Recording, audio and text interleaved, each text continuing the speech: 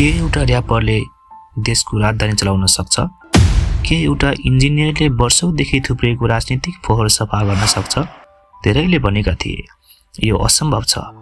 तर काठमाडौँको सडकमा जब एउटा लौरो उदायो तब नेपालको राजनीतिमा यस्तो भूकम्प आयो जसले दशकौंदेखिको किल्लाहरू ढलाइदियो।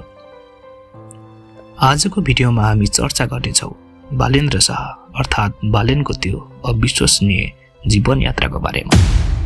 जन्म र पारिवारिक पृष्ठभूमि।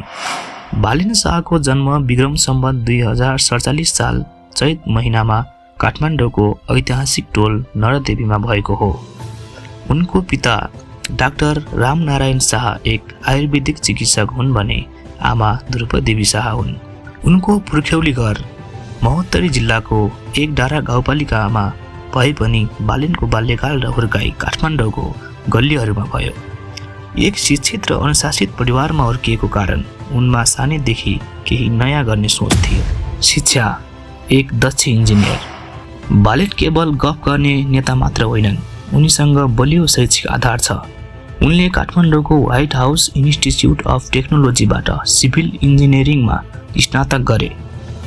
त्यसपछि उनी उच्च शिक्षाका लागि भारतको कर्नाटक पुगे, जहाँबाट उनले स्ट्रक्चरल इन्जिनियरिङमा मास्टर्स हासिल गरे।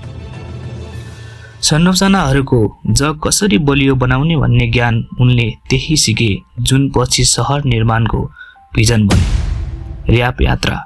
नेपपको बादशाह। इन्जिनियरिङमा कडा पढाइसँगै बालेनको अर्को परिचय थियो र्यापर बालेन। उनले र बर्च जस्ता ब्याटलहरूबाट युवाहरूमा तहल्का पिटे। उनको गीतहरूमा प्रेम र रोमान्स भन्दा बढी देशको व्यथा, भ्रष्टाचार र आम मानिसका पीडा हुन्थे। नेपपको श्रीपेश जस्ता सोहरूमा जज बनेका बालेनले सङ्गीतलाई समाज परिवर्तनको आवाज बनाए। राजनीतिक उदय र ऐतिहासिक जित। विक्रम सम्वत 2079 को स्थानीय निर्वाचनमा बालेनले कसैले नसोचेको निर्णय लिए। काठमाडौँको मेयरमा स्वतन्त्र उम्मेदवारी चस्मा लगाएको हातमा लौरो बोकेको तार्किक कुरा गर्ने यो ठिटोलाई सुरुमा कसैले गम्भीरतापूर्वक लिएनन्, तर उनले डिजिटल मार्केटिङ र ग्राउन्ड रियालिटीलाई यसरी जोडे कि काठमाडौँका युवादेखि वृद्धसम्म सबैको मन जिते। अन्ततः ठुला राजनीतिक दलका दिग्गज उम्मेदवारलाई भारी मतान्तरले पछाड्दै उनी काठमाडौँको इतिहासमै पहिलो स्वतन्त्र मेयर चुनिए। मेयर पछिको कार्यकाल। एक्सन मोड। मेयरको कुर्सीमा बस्ने बित्तिकै बालेन गफभन्दा काममा केन्द्रित भए। डोजर अभियान। फुटपाथ खाली गर्ने र सरकारी जग्गा मिचेर बनाइएका संरचना भत्काउने साहसी कदम उनले गरेका थिए। फोहोर व्यवस्थापन। बन्सरे डाँडाको समस्या सुल्झाउन र कुहिने नकुहिने फोहोर छुट्याउन उनले सुरु गरे। शिक्षा र स्वास्थ्य। सरकारी विद्यालयको स्वरूप परिवर्तन र अस्पतालहरूमा गरिबका लागि निशुल्क उपचारको व्यवस्था उनले गरेका थिए। सांस्कृतिक प्रेम। नेवा सभ्यता, जात्रा र पर्वहरूको संरक्षणमा विशेष चासो गरेका थिए बालेन शाहले। व्यक्तिगत जीवन र निष्कर्ष। बालेनले सन् 2018 मा सबिना काफ्लेसँग विवाह गरे, जो उनको हरेक उतार चढावमा बलियो खम्बा बनेर उभिएकी छिन्।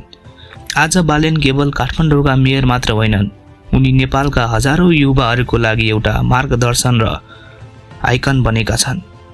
अन्त्यमा बालेनको कथाले सिकाउँछ कि डिग्री र कलाको सही मिश्रण भयो भने एउटा सामान्य मान्छेले पनि देशको भविष्य बदल्न सक्छ। बालेनको यो यात्रा त भर्खर सुरु भएको छ। हेर्नु छ यसले नेपाललाई कुन उचाइसम्म पुर्याउँछ। आजको भिडियो हजुरहरूलाई कस्तो लाग्यो? मन परे लाइक, कमेन्ट र सब्स्क्राइब गरी नजिकैको बेल आइकनलाई पनि थिच्न नबिर्सनुहोस्। हामी अब अर्को भिडियोमा भेट्नेछौँ। भिडियो अन्त्यसम्म हेरेकोमा धन्यवाद।